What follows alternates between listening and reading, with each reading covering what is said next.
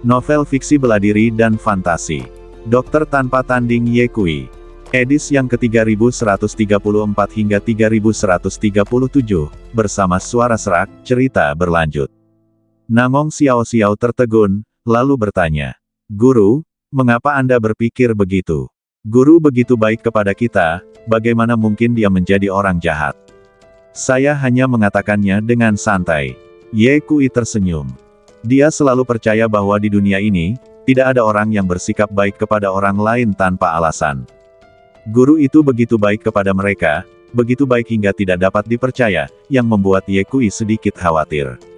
Namong Xiao Xiao tampaknya melihat kekhawatiran Ye Kui dan berkata, "Kepala pavilion, jangan terlalu banyak berpikir. Tuan adalah kepala istana Akademi Jixia, seorang sarjana hebat, dan memiliki reputasi hebat. Dia jelas bukan orang jahat." Ye Kui menghela napas dan berkata, "Mungkin, tetapi aku selalu merasa bahwa Tuan agak terlalu berhati-hati dalam bersikap baik kepada kita. Terutama membiarkan kita memasuki lantai 18 perpustakaan. Bahkan murid langsungnya tidak mendapatkan perlakuan seperti itu. Aku benar-benar tersanjung." Namong Xiao Xiao berkata, "Menurutku alasan mengapa Tuan begitu baik kepada kita terutama karena Tuan Pavilion. Kamu telah memperoleh keberuntungan dari dunia bawah dan klan iblis, dan setengah dari keberuntungan ras manusia. Kamu memiliki potensi yang luar biasa, dan hanya masalah waktu sebelum kamu menjadi seorang kaisar. Jika aku menjalin hubungan baik denganmu sekarang, maka ketika kamu menjadi seorang kaisar, kamu akan melindungi Akademi Jixia. Menurutku ini adalah tujuan Tuan." Ya, Ye Kui bersenandung dan merasa bahwa apa yang dikatakan Namong Xiao Xiao masuk akal. Tetapi, Namong Xiao Xiao mengalihkan pembicaraan dan berkata, "Jika guru itu benar-benar orang jahat, itu akan mengerikan. Dia memiliki kultivasi yang tinggi, berpengetahuan luas, dan merupakan pemimpin spiritual dunia sastra Zongsu. Semua orang di dunia mengaguminya. Jika orang seperti itu adalah orang jahat, maka ambisinya pasti besar. Tetapi saya tetap berpikir bahwa guru itu adalah orang baik. Pikirkanlah, Master Pavilion, dia bahkan tidak tahan memakan burung pegar dan kelinci. Bagaimana mungkin orang yang penyayang seperti itu menjadi orang jahat? Selain itu, jika guru itu adalah orang jahat, bagaimana dia bisa mengajar murid-murid seperti Kong Tianxia dan Ning An?" Ye Kui mengangguk sedikit. "Ngomong-ngomong, Master Pavilion, apakah Anda sudah tahu tingkat kultivasi apa yang dimiliki Master?" Namong Xiao Xiao berkata, "Meskipun kebetulan ini telah menyebabkan kultivasi saya meroket, saya masih belum bisa melihat tingkat kultivasi Master." Ye Kui telah mengamati tingkat kultivasi Master secara diam-diam. "Dia berada di level puncak Raja Suci yang tak tertandingi," kata Ye Kui. "Tidak heran aku tidak bisa melihat kultivasinya." Namong Xiao Xiao berkata, "Master Pavilion, kamu harus memperhatikan peringatan dari Master." "Apakah kamu berbicara tentang lonceng langit dan bumi?" tanya Ye Kui. Ya, wajah Namong Xiao Xiao tampak serius, dan dia berkata, "Pemilik lonceng langit dan bumi sangat misterius. Dia berada di kegelapan dan kamu berada di cahaya, jadi kita harus waspada. Nanti, aku akan meminta orang-orang dari Pavilion Rongbao untuk menyelidiki secara diam-diam dan melihat apakah mereka dapat menemukan sesuatu. Singkatnya, kamu harus berhati-hati." Namong Xiao Xiao mengatakan ini, menatap Ye Kui dengan lembut, dan berkata, "Aku tidak ingin sesuatu terjadi padamu. Jangan khawatir, aku akan baik-baik saja." Setelah Ye Kui mengatakan ini, dia mencium wajah Namong Xiao Xiao. "Satu saja tidak cukup," kata Namong Xiao Xiao. Ye Kui menciumnya lagi. "Itu tidak cukup," kata Namong Xiao Xiao genit. Ye Kui menciumnya lagi. Namong Xiao Xiao menoleh ke samping, melingkarkan kedua tangannya di leher Ye Kui, dan berkata dengan tatapan menggoda, "Tuan, ini masih pagi, mengapa Anda tidak mencoba lagi? Bukankah kita sudah mencobanya kemarin?" kata Ye Kui. "Kemarin adalah kemarin, hari ini adalah hari ini, dan kamu masih berutang padaku lebih dari selusin kali," kata Namong Xiao Xiao. Pada saat itu, keduanya berpelukan. Setelah beberapa saat, pedang Cheng Feng mulai bergetar. Setelah kembali ke kota kekaisaran, Namong Xiao Xiao pergi ke Pavilion Rongbao, sementara Ye Kui langsung pergi ke istana.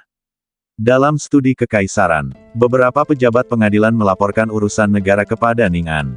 Ning An duduk tegak di singgasana naga, mengenakan mahkota kekaisaran dan jubah naga, mata dan alisnya memperlihatkan keagungan seorang kaisar. Meja kekaisaran di depannya penuh dengan tumpukan kenangan. Jelas bahwa menjadi seorang kaisar bukanlah pekerjaan mudah baginya. Tiba-tiba, Ning An merasa kakinya dipegang dengan lembut oleh sepasang tangan, dan tangan itu naik dengan gelisah dan mencubit betisnya. Dia terkejut dan segera menunduk, hanya melihat badan Ye Kui tersembunyi di bawah tanah, hanya kepalanya yang mencuat keluar, tersenyum padanya. Hehe. Ning An awalnya terkejut, lalu sekilas terpancar keterkejutan di matanya, tetapi dia segera menenangkan diri. Dia memberi isyarat pada Ye Kui dengan matanya agar tidak bertindak gegabah, tetapi Ye Kui sama sekali tidak mendengarkan. Tangannya merayapi betisnya seperti ular.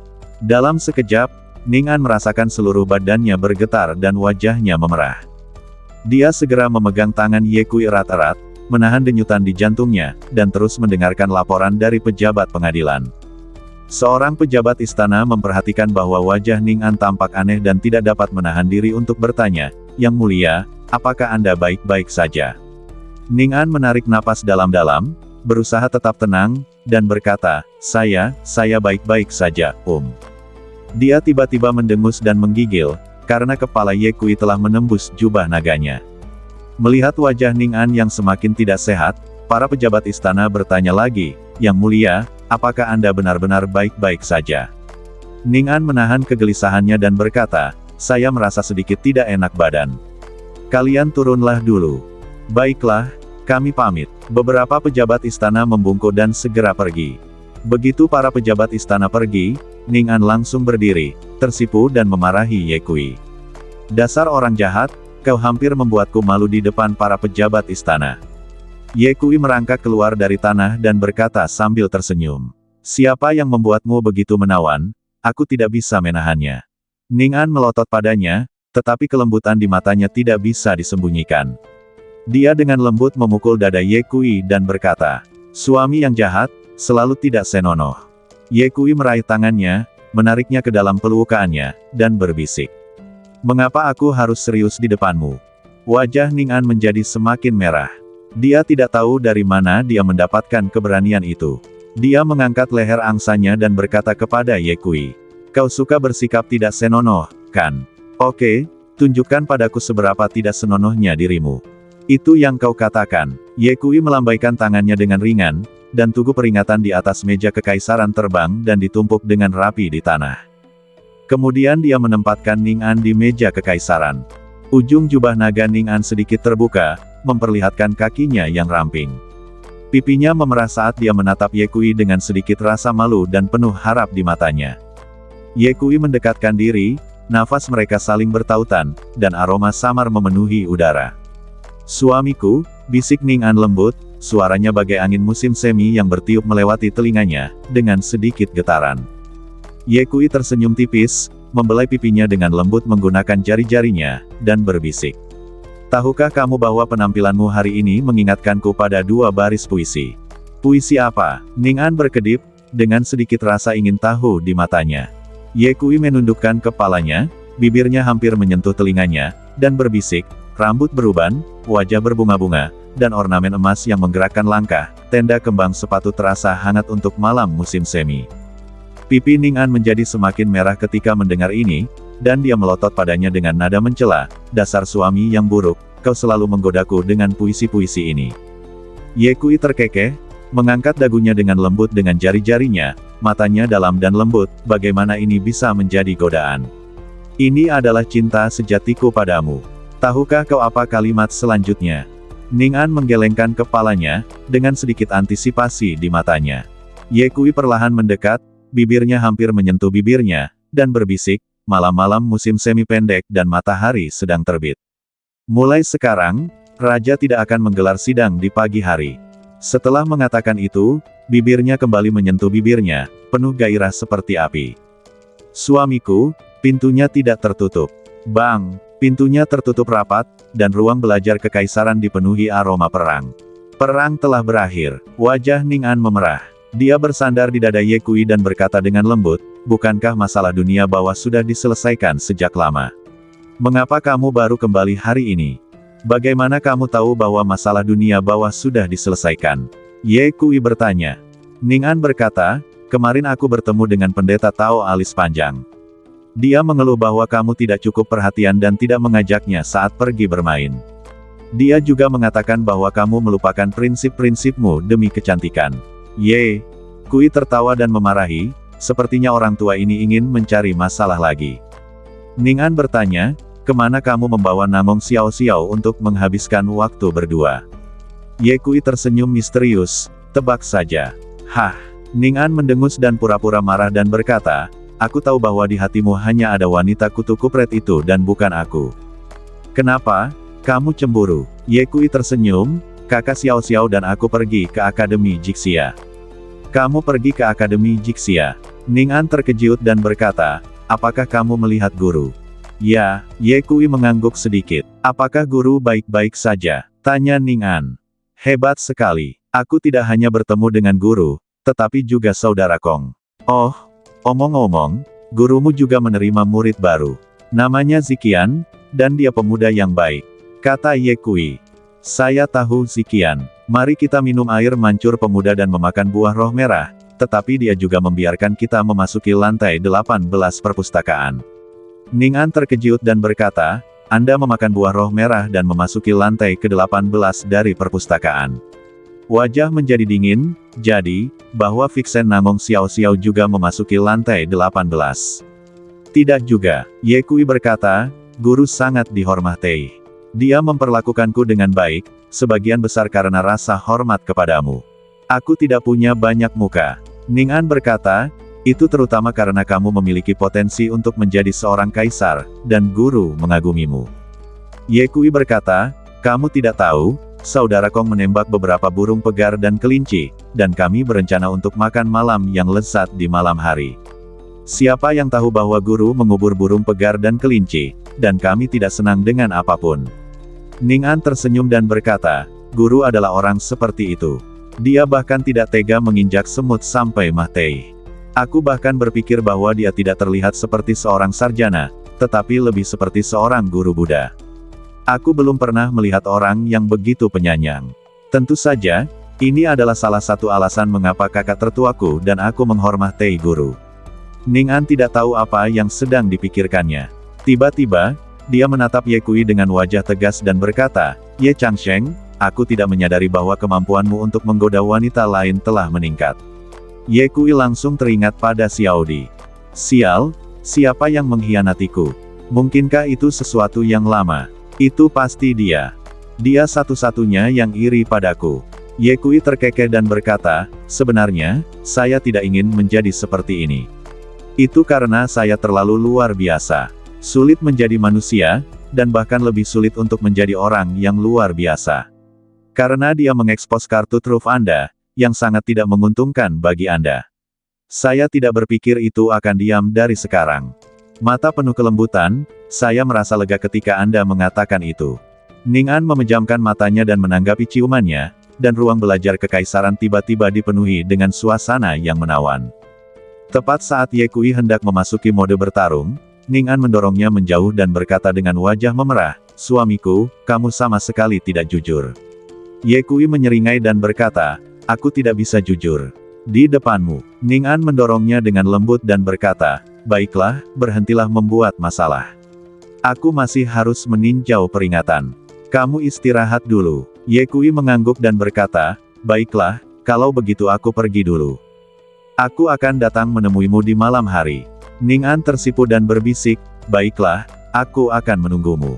Ye Kui tersenyum dan meninggalkan ruang belajar kekaisaran, sementara Ning An duduk kembali di kursi naga dan terus meninjau peringatan. Namun, pikirannya telah tertuju pada Ye Kui, dan selalu ada senyum manis di wajahnya. Sesaat kemudian, Ning An meletakkan pena kekaisaran di tangannya dan berteriak keluar. Perintahkan Pangeran Huguo dan Zhu Qian untuk datang menemuiku. Tak lama kemudian, Wu Qianfan dan Paman Zhu pun datang. Salam, Yang Mulia. Wu Qianfan dan Paman Zhu hendak berlutut dan memberi hormat, tetapi Ning An menghentikan mereka. Kakak kedua, Paman Zhu, tidak perlu bersikap begitu sopan. Yang Mulia, Anda memanggil kami untuk bertemu, kan? Tanda tanya. Tanya Wu Qianfan. Ning An berkata, Paman Zhu, kota kekaisaran mungkin sedang dilanda kerusuhan akhir-akhir ini. Anda harus mengirim lebih banyak orang untuk mengawasinya, terutama paviliun Rongbao. Tempat itu harus dijaga dengan baik. Jika ada yang berani membuat masalah, bunuh mereka tanpa ampun. Ya, Paman Zhu membungkuk dan menerima perintah itu. Baiklah, pergilah dan aturlah dulu. Ning An melambaikan tangannya dan berkata, Baik, Tuan. Paman Zhu bergegas pergi. Begitu Paman Zhu pergi, Ning An berkata kepada Wu Qianfan, kakak kedua, aku ingin memberimu misi rahasia. Misi apa? Tanya Wu Qianfan. Ning An berkata, mulai sekarang, kamu akan menyelidiki keberadaan lonceng langit dan bumi, dan akan lebih baik jika kamu dapat menemukan pemiliknya. Orang ini bersembunyi di kegelapan dan menimbulkan masalah. Jika dia tidak tertangkap, itu pasti akan menjadi bahaya tersembunyi yang besar. Wu Qianfan berkata, jangan khawatir, aku akan melakukan yang terbaik untuk menyelidiki keberadaan lonceng langit dan bumi. Namun, orang ini dapat menimbulkan masalah di kegelapan, yang menunjukkan bahwa dia memiliki cara yang luar biasa. Aku khawatir tidak akan mudah untuk menemukannya. Ning An berkata, aku tahu tugas ini sulit, tetapi harus dilakukan. Demi stabilitas jangka panjang Zhongzhou, demi keabadian, dan demi keselamatan kita sendiri, pemilik lonceng langit dan bumi harus ditemukan. Katakan apapun yang kau butuhkan kapan saja. Singkatnya, dengan cara apapun. Wu Qianfan mengangguk dan berkata, aku mengerti. Aku akan segera mengaturnya. Kakak kedua, terima kasih atas kerja kerasmu. Ning An berkata dengan lembut, jika ada kemajuan, tolong beritahu aku kapan saja. Baiklah. Setelah Wu Qianfan turun, Ning An kembali mengambil pena kekaisaran, tetapi dia enggan untuk mulai menulis. Dia memandang ke kejauhan lewat kisi-kisi jendela, merasa agak gelisah. Siapa pemilik jam langit dan bumi? Dalam perjalanan kembali ke paviliun Rongbao, Ye Kui dengan tajam memperhatikan bahwa ada aura yang tak terhitung jumlahnya dalam kegelapan, semuanya menatap paviliun Rongbao. Dia mengernyit sedikit, namun segera tenang. Meskipun aura ini banyak jumlahnya, kekuatannya secara umum tidak kuat dan tidak menimbulkan ancaman apapun bagi paviliun Rongbao saat ini. Sepertinya perilisan daftar pengesahan lonceng langit dan bumi memang menarik banyak penjahat. Ye Kui mensibir dalam hatinya dan tidak menganggap serius udang-udang kecil ini. Dia melangkah ke paviliun Rongbao. Begitu dia memasuki pintu, Niu Dali menghampirinya dan berkata dengan hormat, Tuan, Anda sudah kembali.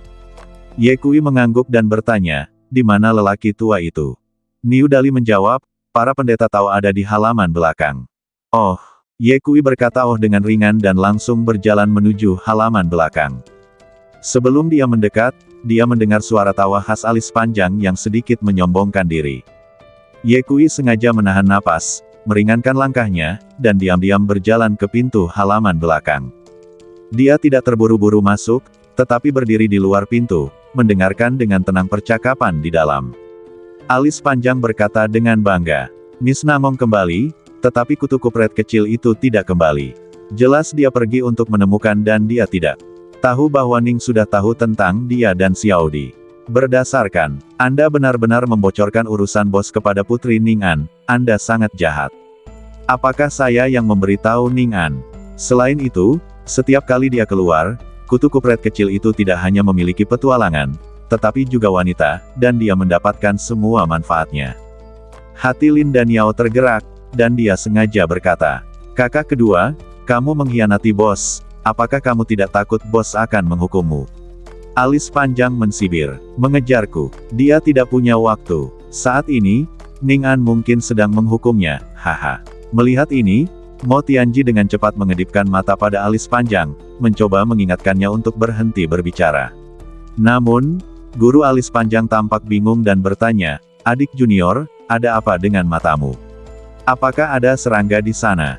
Lin dan Yao menahan tawanya dan berkata, kakak kedua, mengapa kamu tidak meminta maaf kepada kakak tertua setelah dia kembali, sehingga dia tidak akan menghukummu?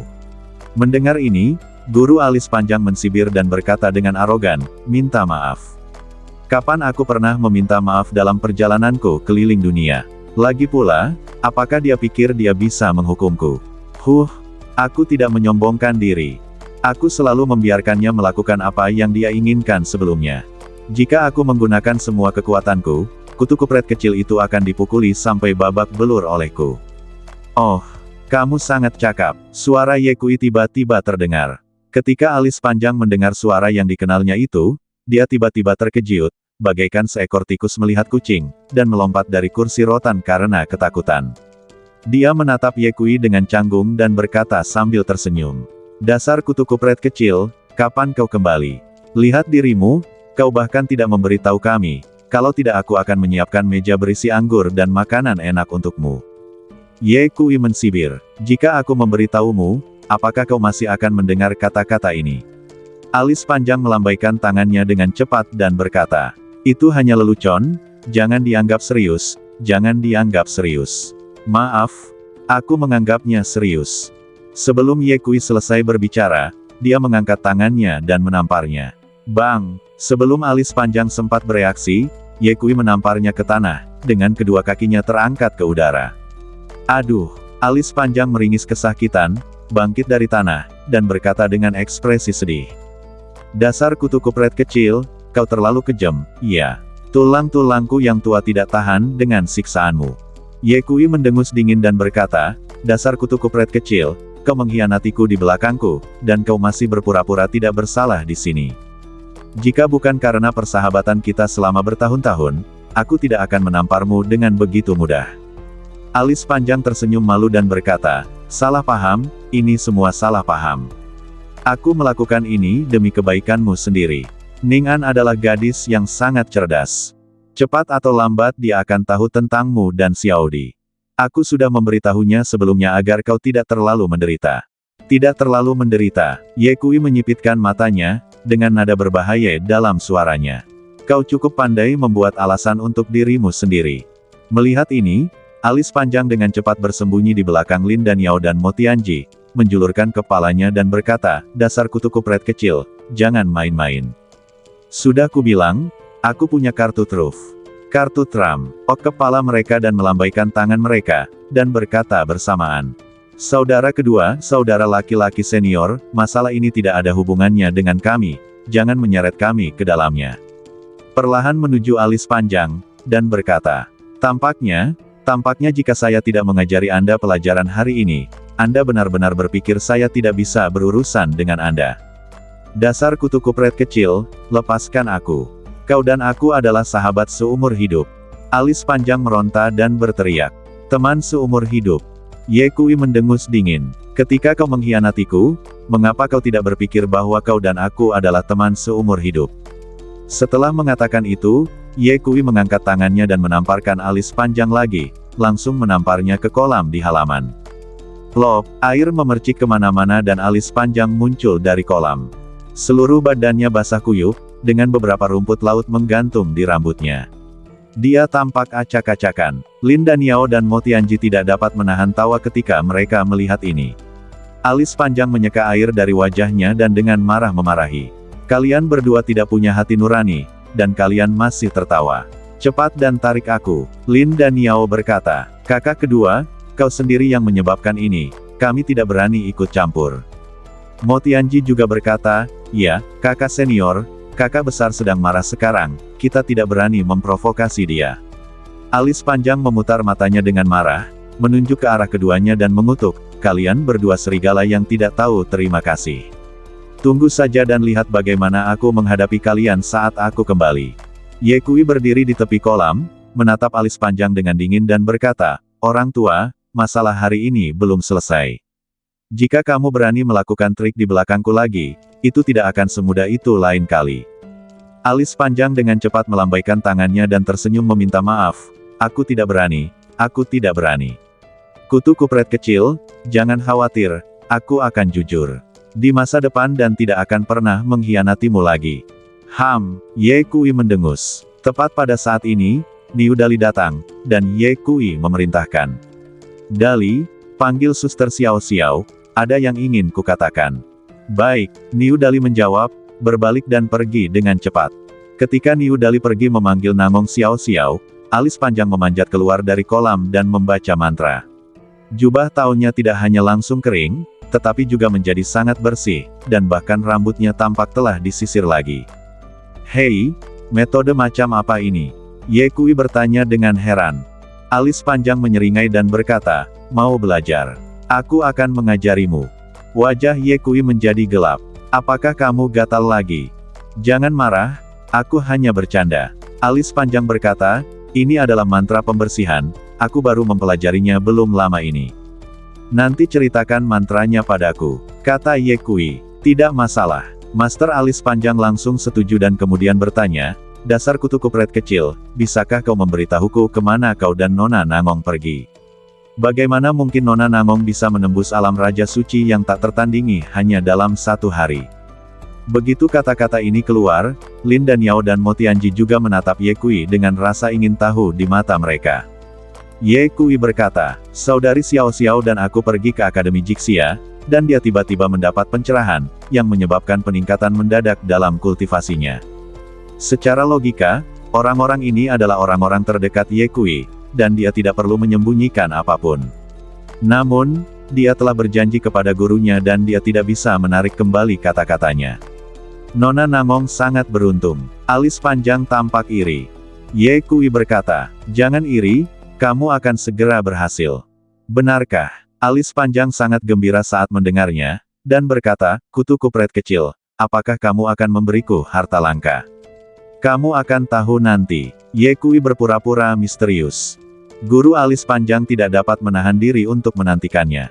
Setelah beberapa saat, Niu Dali dan Nangong Xiao Xiao datang. Tuan, apakah Anda mencari saya? Nangong Xiao Xiao bertanya ketika dia melihat Ye Kui.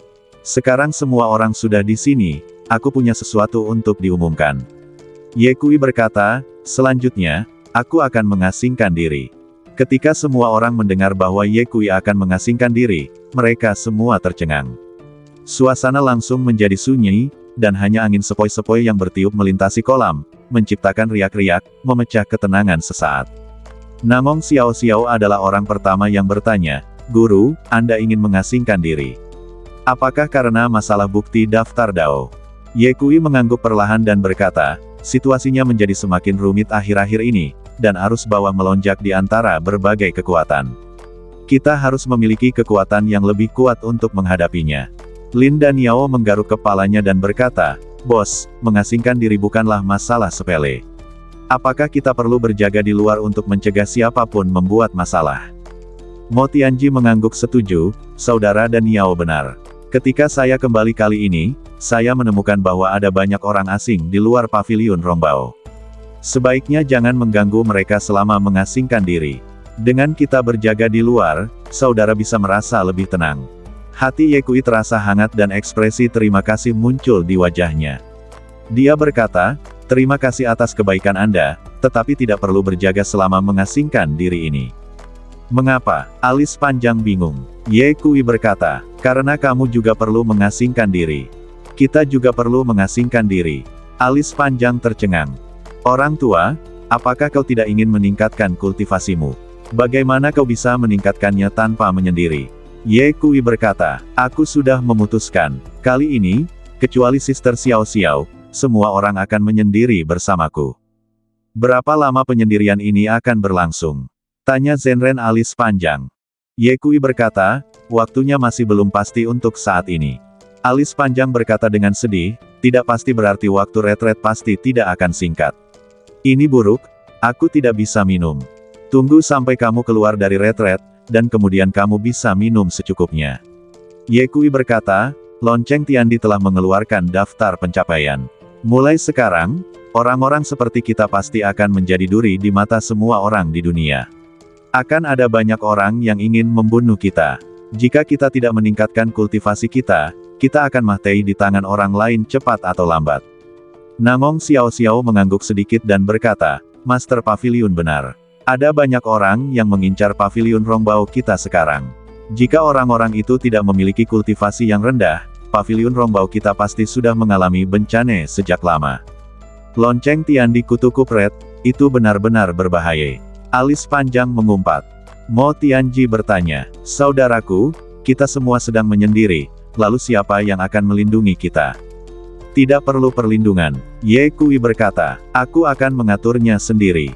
Lalu di mana tempat untuk menyendiri? Lin dan Yao bertanya. Ye Kui berkata, aku juga sudah menemukan tempat untuk beristirahat. Jika ada yang perlu ditangani, tolong tangani hari ini dan ikut aku besok pagi. Saudari Xiao Xiao, setelah kita beristirahat, pavilion Rongbao akan bergantung padamu saja, jadi kamu harus sangat berhati-hati. Namong Xiao Xiao tersenyum dan berkata, jangan khawatir, kultivasiku sudah meningkat pesat sekarang. Selama bukan seorang kaisar semu yang mengambil tindakan, aku pasti bisa mengatasinya. Nanti aku akan memberitahu Ning An untuk mengatur lebih banyak tenaga untuk melindungi pavilion Rongbao. Ketika Ye Kui mengatakan ini, dia mengeluarkan jimat pedang yang diberikan kepadanya oleh Ziyang Tianzun, menyerahkannya kepada Namong Xiao Xiao, dan berkata, saudari Xiao Xiao, ambillah jimat pedang ini dari tuanku. Jika kamu menghadapi krisis, gunakan jimat pedang. Jimat pedang ini mengandung kekuatan pukulan dari tuanku. Bahkan jika seorang kaisar semu datang, jimat itu dapat bertahan untuk sementara waktu. Namong Xiao Xiao tidak mengulurkan tangan untuk mengambil jimat pedang, dan bertanya, Tuan Pavilion, kamu memberiku jimat pedang. Bagaimana jika kamu dalam bahaya? Jangan khawatir, aku punya senjata ajaib. Bahkan jika aku bertemu dengan seorang kaisar semu, aku tidak takut. Ye Kui memasukkan jimat pedang ke tangan Namong Xiao Xiao, dan berkata, pavilion Rongbao diserahkan kepadamu. Namong Xiao Xiao berkata dengan sungguh-sungguh, jangan khawatir, Master Pavilion, aku pasti akan menjaga pavilion Rongbao dengan baik. Lakukan yang terbaik. Jika benar-benar sampai pada saat hidup dan mati, pertama-tama kamu harus menyelamatkan hidupmu sendiri. Sebelum Ye Kui selesai berbicara, Lin Xiaoniao tiba-tiba datang dengan tergesa-gesa dari luar. Oh, kalian semua sudah di sini. Lin Xiaoniao menyapa semua orang sambil tersenyum, lalu berkata, Dan Yao, berkemaslah dan pulanglah bersamaku. Aku tidak akan kembali. Lin dan Yao berkata, besok aku akan mundur bersama bos. Mundur. Lin Xiaoniao melirik Ye Kui dan berkata, Chang Sheng, maafkan aku harus membawa Dan Yao pulang. Ini perintah kakeknya. Kakek memintaku untuk kembali. Lin dan Yao bertanya, apa? Siapa yang tahu? Lin Xiaoniao berkata, kakekmu berkata bahwa dia akan membiarkanmu pulang apapun yang terjadi. Lin dan Yao berada dalam dilema. Dia ingin mundur bersama Ye Kui, tetapi kakeknya adalah orang yang paling mencintainya. Dia terburu-buru untuk memintanya kembali. Pasti ada yang salah. Bos, lihat. Lin dan Yao menatap Ye Kui. Ye Kui berkata, karena ada sesuatu yang terjadi di rumah, sebaiknya kamu kembali dan mengurusnya terlebih dahulu. Ngomong-ngomong, sampaikan salamku pada lelaki tua itu. Baiklah. Lin dan Yao sedikit tidak berdaya. Pada hari itu, semua orang makan bersama. Malam harinya, Lin Xiaoniao mengajak Lin dan Yao pergi, dan Ye Kui juga mengatur semuanya. Keesokan paginya, dia meninggalkan kota kekaisaran bersama alis panjang, Mo Tianji dan Niu Dali dan menuju tempat peristirahatan. Bersambung.